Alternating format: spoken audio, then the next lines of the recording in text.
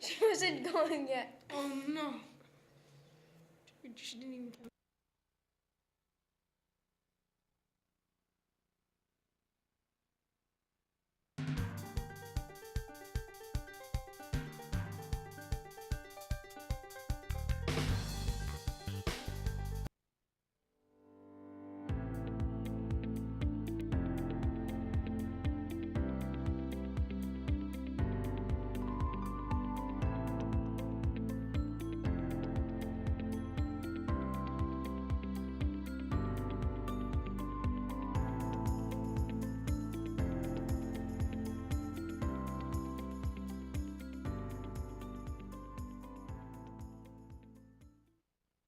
Hello, welcome to WMS News Broadcasting Edition. I'm your host, Teddy F. And I'm Nate B. Today we will be bringing you some extremely fascinating stories.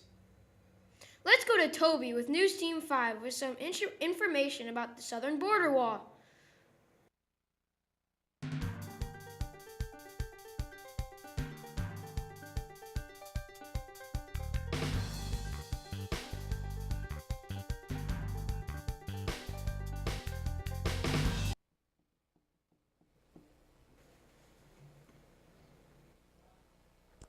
Welcome to WEMS News Team 5. Today we will be talking about the government shutdown that was caused by President Trump and the Democrats disagreeing on border wall security. Now we're going to head to Toby in Washington, D.C. at the White House.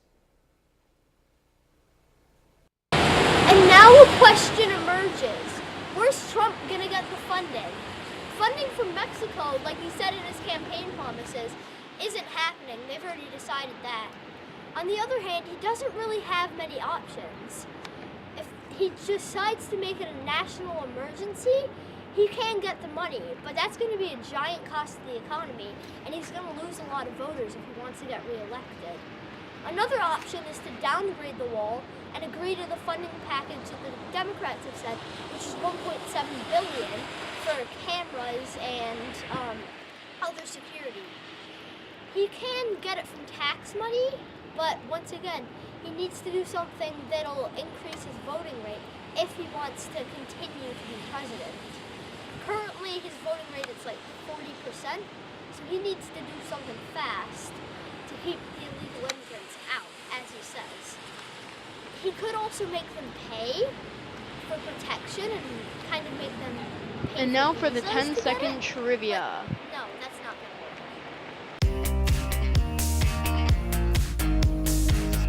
How many people do you think disagree with the wall? A, 1/4, B, 1/3, C, 1/2, or D, 2/3? That's right, 2/3 of people disagree with the border wall for Mexico.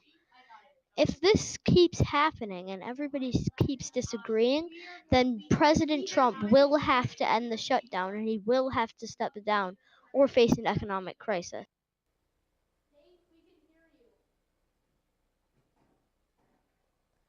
Peace talks for the wall have not been working between the president and the Democrats.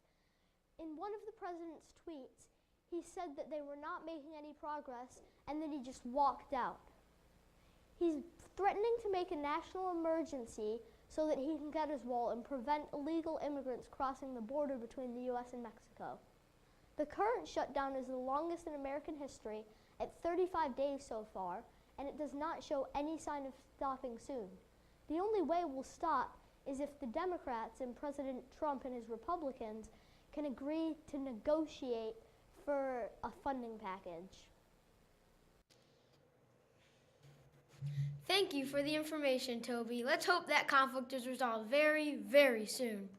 Now we go to Jackson and News Team 2 with a very interesting story about deforestation around the world.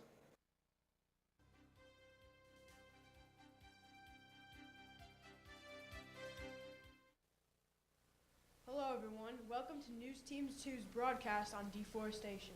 Did you know that at this rate of deforestation, our rainforest will be gone in a century? Yeah, deforestation is really bad and it will take lots of work to save our forests. I agree. Now we go to Liam in the rainforest, who has some exclusive footage for us here. Yes, guys, I'm right here next to a huge illegal deforestation unit. The authorities are already on the way, but this is just insane. There are so many trucks and people here to make some illegal cash. Now back to you, Jackson and Teddy. Thank you, Liam, and make sure to be safe out there. Now time for our quick question.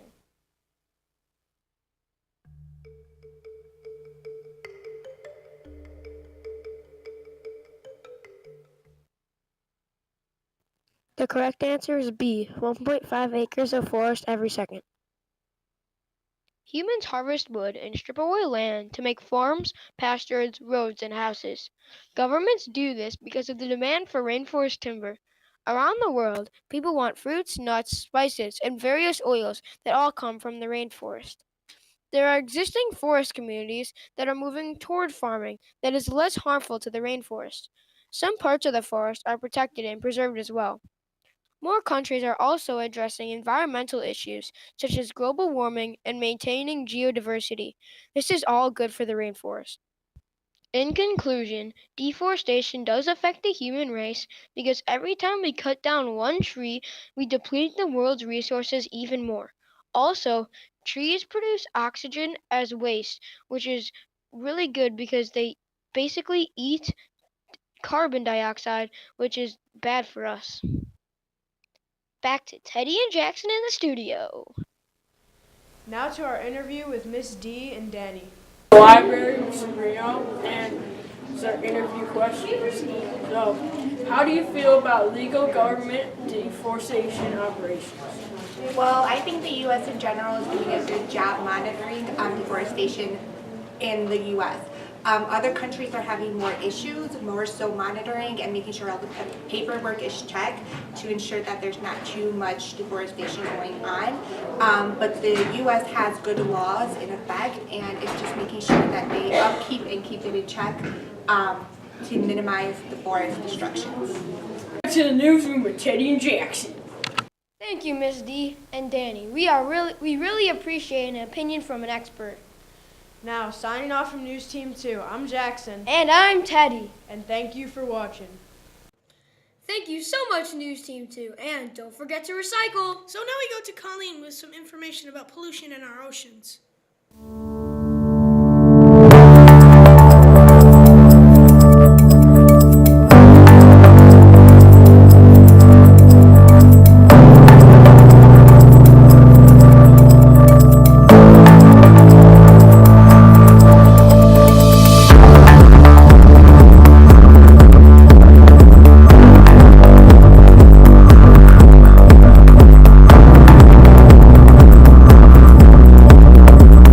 Hello everybody and welcome to Broadcasting with News Team 4. Today we are going to talk about ocean pollution, how ocean pollution is affecting our world.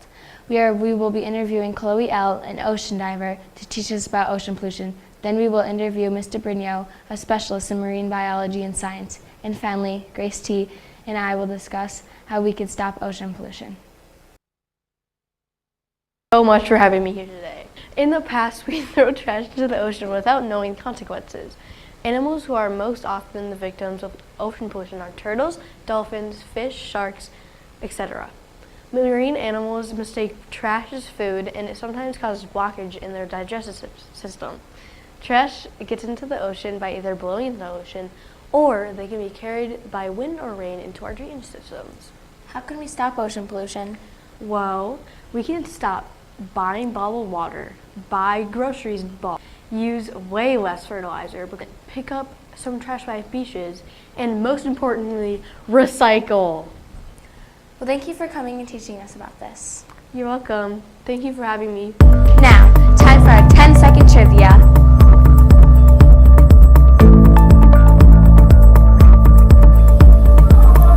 Ten-second trivia. How much trash gets put in the ocean every year? A, 1.5 billion, B, 14 billion, C, 52 million, or D, 5.14 billion? The answer is 14 billion pounds. When we throw trash into the ocean, this is what happens. Coral reefs and animals die. This needs to stop. It's affecting everyone, not just fish and reefs. It's affecting us when we eat the fish. that have died or swam. Today we're here with Ms. Stabilio, a science teacher at Emerson Middle School, to answer a few questions. Thank you for having me, Colleen. No problem. How do you think pollution is affecting the ocean? Well, I think the pollution is affecting the ocean really negatively and in a huge way. Pollution comes in many forms. It could be either plastic that is tossed in the ocean, or whether it is human waste or fertilizer that gets spilled into the ocean. Either way, that pollutants, when they get into the ocean, they impact not only the marine animals, the water quality, it also impacts us as humans as well. And so pollution in general in ocean is toxic to the creatures, because the creatures can get sick from whatever they consume that is not natural to their environment, and then that eventually spews into us when we consume the fish products or whatever marine creatures that we eat. Hi, and welcome back. Today I'm here with Grace T. Today we're going to be talking about different ways to prevent ocean pollution. We've already talked about a couple ways like recycling and not using fertilizer, but we're going to be talking about a different machine that helps pick up 1 pound of pollution every time you buy a bracelet. Okay, so there's a new company named 4Ocean. 4Ocean provides bracelets that can remove up to 1 pound of plastic out of the ocean. There's many different places to buy this 4Ocean bracelet. For example, the 4Ocean website, or other companies like Amazon. This machine is supposed to pick up half of the ocean pollution in 5 years. That means in 10 years, with our help, ocean pollution could be gone. Thank you, News Team 4 and Colleen. And now completely switching the topic to obesity and solutions to help.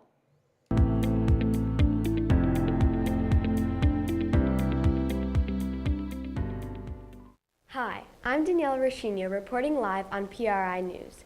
Today our topic is on obesity. This has been a struggle for a long time. Here's Sophia Sclafani reporting live from McDonald's. Hi, I'm Sophia Sclafani. I'm here at a nearby McDonald's. Fast food restaurants have grown dramatically over the years. People choose fast food and junk food over healthy food because it's usually cheap, prepackaged, and processed. People are very busy and don't have the time to make a healthy meal, thus causing them to choose junk food. Now back to the newsroom for more information on obesity. To avoid health risks of obesity, you can try the Mediterranean diet. This diet is made of fruits, vegetables, olive oil, fish, and more. You can also try simple exercises such as walking every day and doing small things like taking the stairs instead of an elevator. 10-second trivia.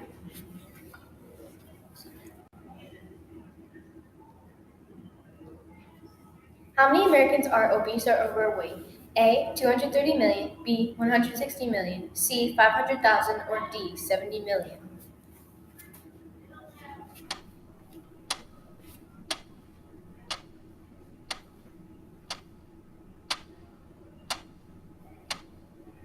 The answer is B, 160 million.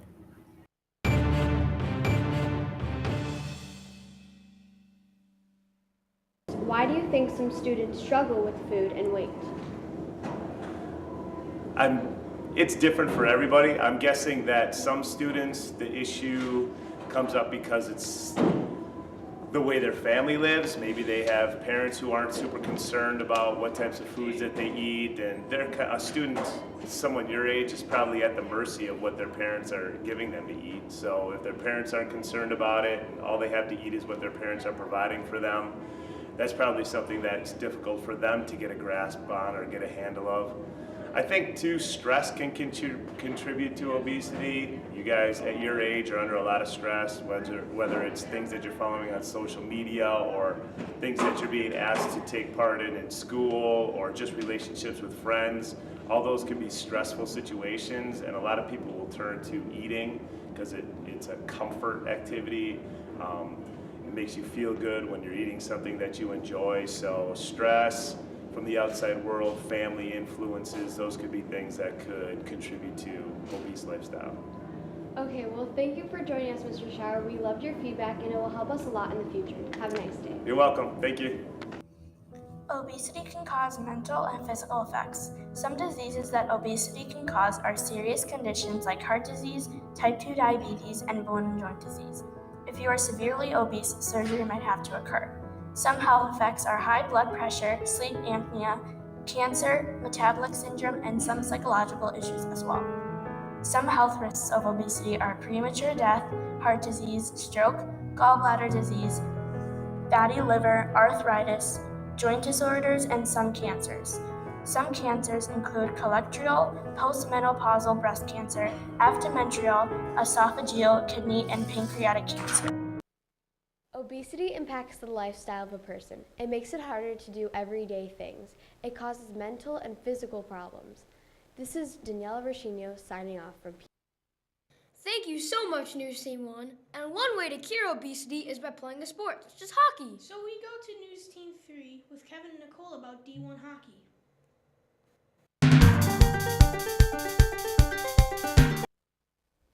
Nicole from News Team 3 here, reporting on a new and upcoming hockey program at the University of Illinois.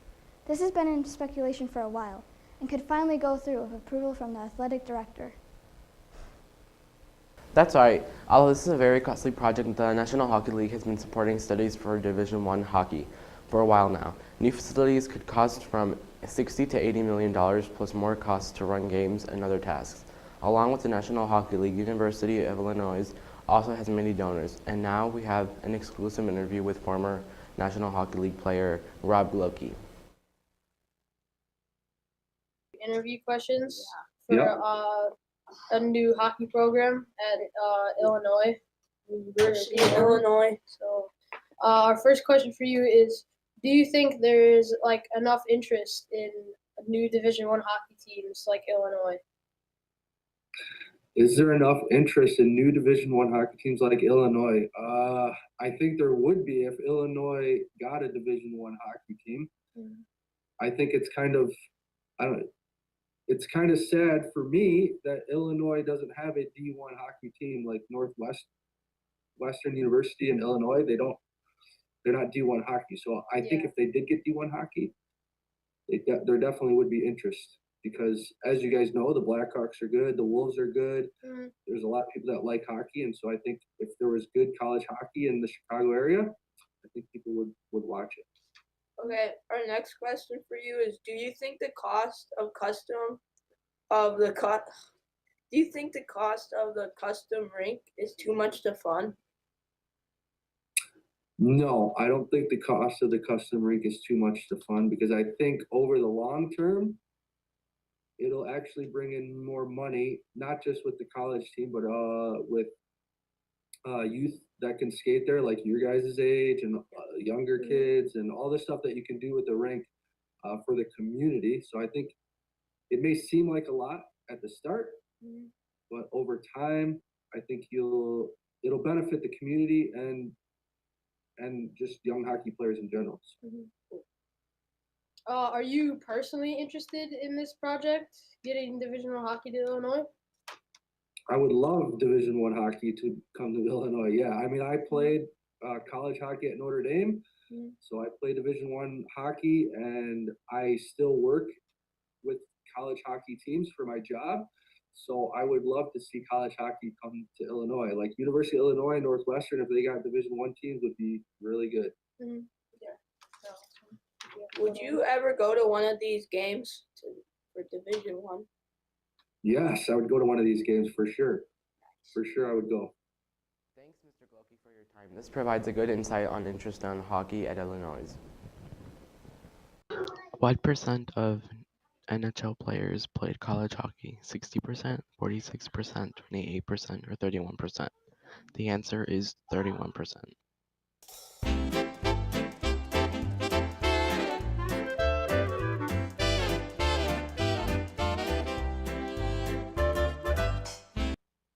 About wraps up our report. Thank you for watching News Team 3. Anyway, that will do it for us at WMS News. Shout out to Jackson, Grace, Liam, Jack, and Danny K. And don't forget to donate to Grace and Odyssey's broadcasting page. And I'm your host, Teddy F. And I'm Nate B, giving shout outs to Avram, Toby, Ryan, and Jeremy. See you next time.